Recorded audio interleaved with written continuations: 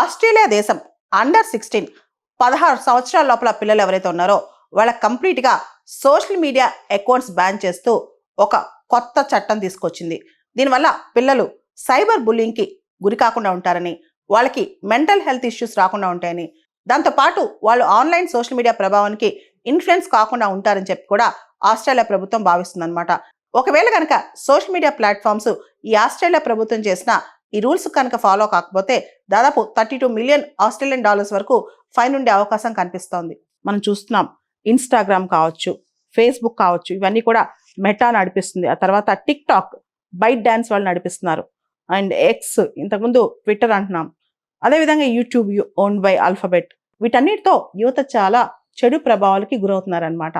మనం ఫ్రాన్స్లో చూస్తే దాదాపు ఇలాంటి ప్రపోజలే ఫ్రాన్స్లో కూడా చేశారు. అండర్ 15 వాళ్ళకి కంప్లీట్గా బ్యాన్ చేయాలని. అయితే అక్కడ ఒక ఎగ్జామ్షన్ మినహాయింపు ఇచ్చారు. అండర్ 15 వాళ్ళకి ఓపెన్ చేయాలంటే పేరెంట్స్ కన్సెంట్ ఉంటే సరిపోద్ది. కానీ ఆస్ట్రేలియా లాలో పేరెంట్స్ కన్సెంట్ ఉన్నా సరిపోదంట.